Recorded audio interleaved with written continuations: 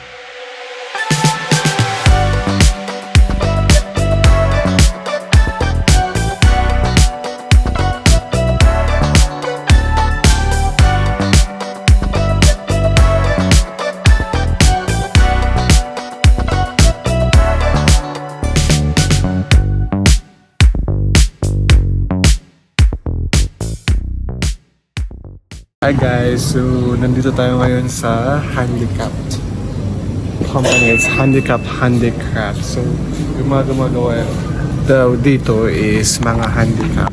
So kapag kanina pinakita sa amin kung paano nila ginagawa yung mga each of the pieces, and after that specific tour, pwede kang bumili ng mga art, and 60% of that will proceed to the handicapped people na nagtatrabaho dito.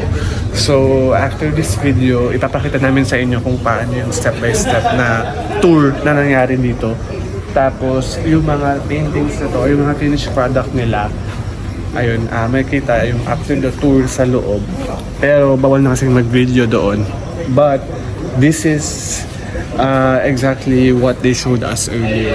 So yung painting, yung varnishing, yung polishing, and the shining. So ayun, after this video, ipapakita namin sa inyo yung tour na ginawa sa amin ni ate. So tara! Beautiful. And here, this is Vietnamese traditional dress. The name is áo dài. Áo is short and dài is long. It lay eggshell, seashell, and hand painting together. The white is natural color and the brown is burgundy color. We break the eggshell one by one until break and stick with lacquer. The lacquer is oil from lacquer tree mixed with cashew oil together.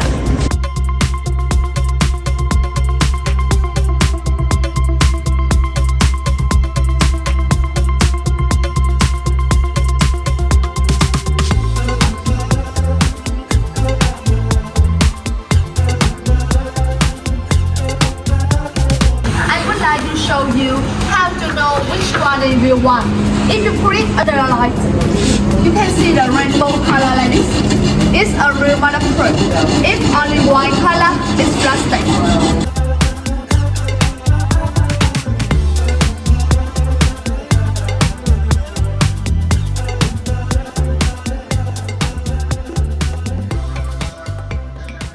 Papasok na kami ng tunnel, ng Gucci Tunnel mismo. So, we have this ticket and i-scan muna siya dito sa ticketing station. Ano ba tawag dito? Sa scanning station ng mga tickets. May QR code and we'll scan this.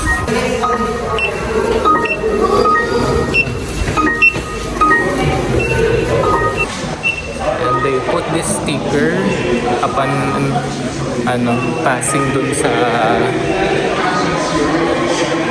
station kung saan ini-scan yung mga QR. Ito na siya.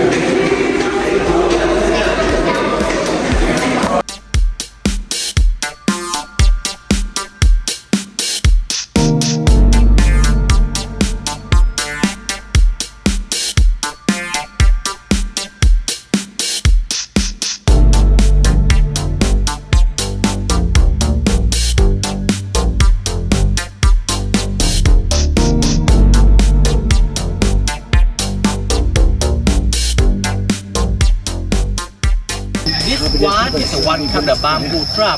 In the wartime, when the enemy go through this area and they start to this bamboo trap, and this bamboo trap will automatically activate just like this.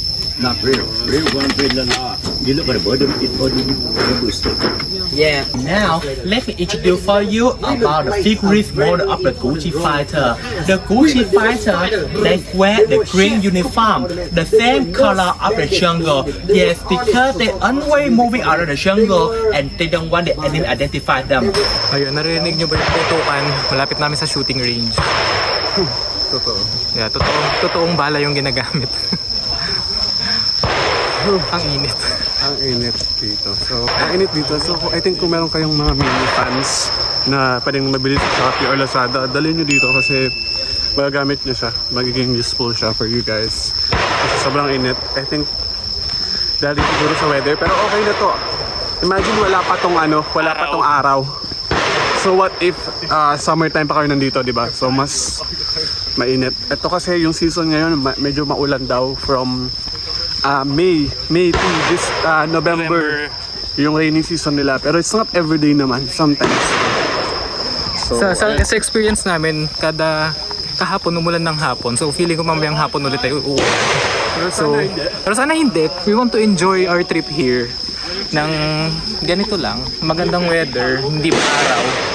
At ayan, naririnig nyo na lumalakas na yung putukan. Malapit na kasi kami dito sa shooting range. Ayun yung mga nagsushoot. Dito yata sa baba dito, yung stasyon nila. Tapos yung target nila nandun sa may hilltop. Sa may hill na yon. Ayun. Ayun yung mga shooting target nila. Yeah. There. ayan yung pricing kapag gusto nyo mag-shoot. So it's 60,000 long per bullet. And then dito sa area na to may mga parang souvenir shop din where you can select a lot of things. Ayan. Where they have magnets and all the souvenir items that you can buy it here. And may resto din naman dito. Ayun. But kami we decided not to avail the shooting range na kasi wala din namin trip.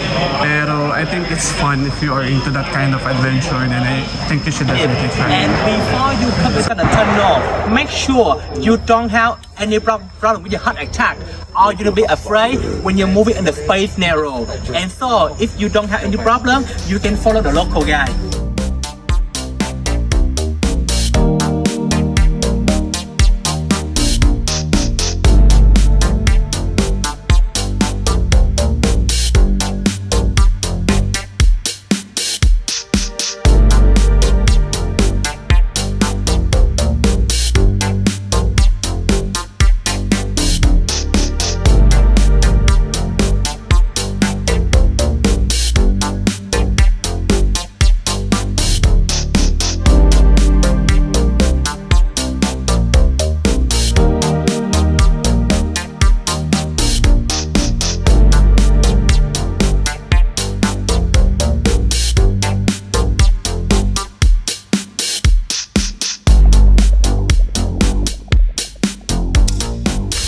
Ayan.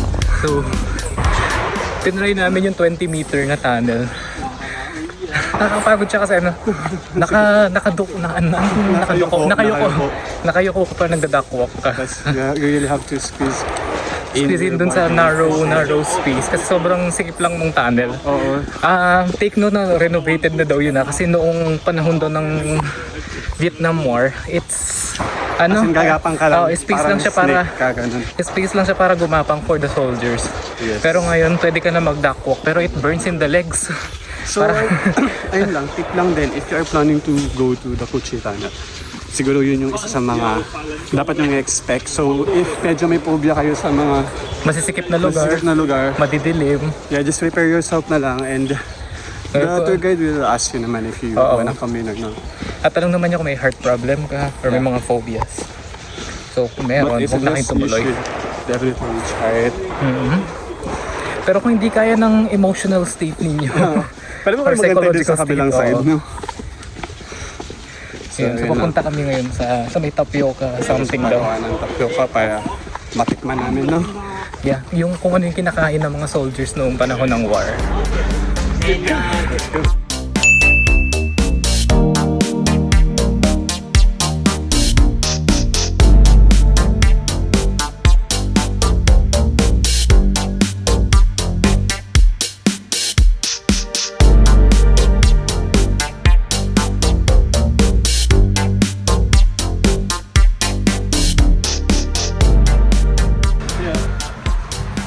And kakatapos lang namin sa sa Kuchi Tunnel Tour and papunta na daw kami ng Mekong Delta. It will be an hour and 45 minutes of travel time.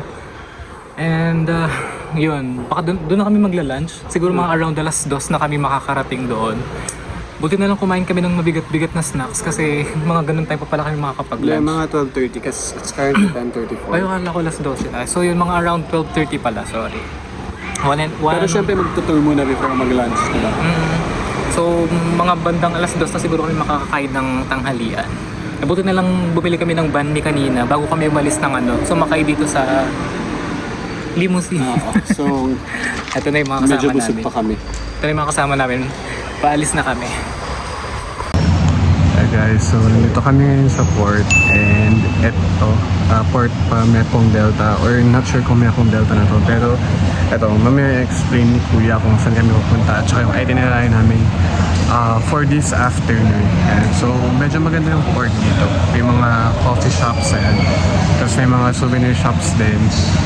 So I think magbabangka na kami papunta dun sa lunch area pero eto, i-explain ni Kuya kung ano yung itinerary namin for this afternoon and if you are planning to add this itinerary to your trip, ayan, panoorin niyo si Kuya, eto siya.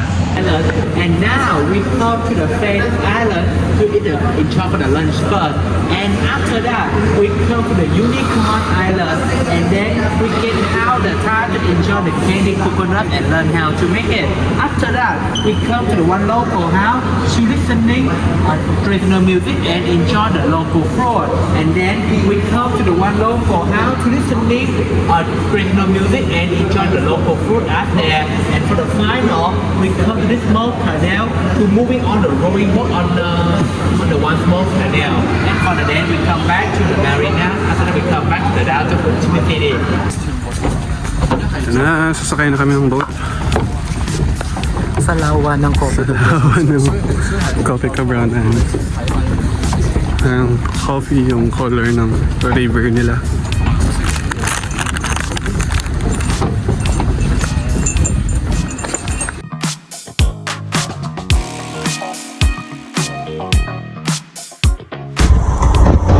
Dito na kami sa may Phoenix Island where we're going to have lunch. Ayun. Just getting off the boat. Ayan si Rex. Ito yung restaurant na pagkakainan namin.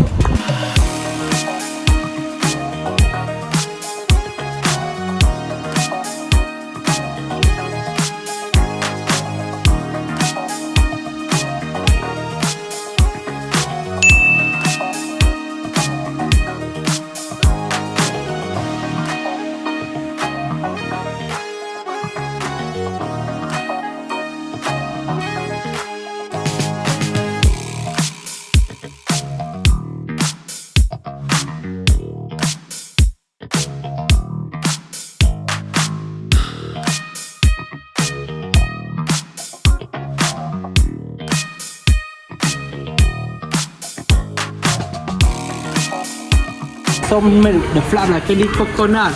peanut flavor, thunder leaf flavor, taro flavor, and this is the coconut cracker. มีมันเยอะ Yeah, you can pick.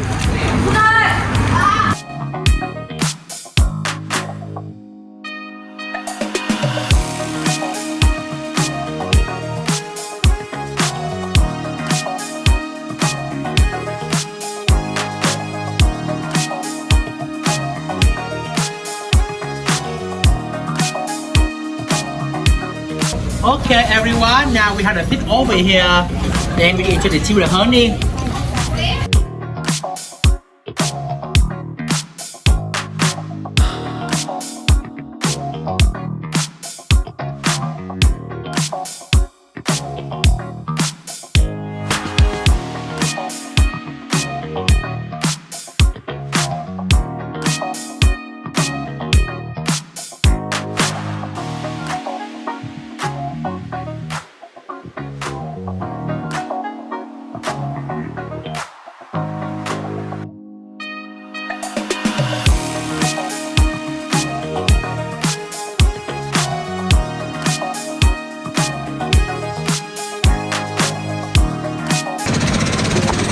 So nandito na kami sa place kung saan kakain daw kami ng mga fruits and kakantahan kami ng mga traditional songs ng mga local dito. Excited na ako. Sobrang init nga lang.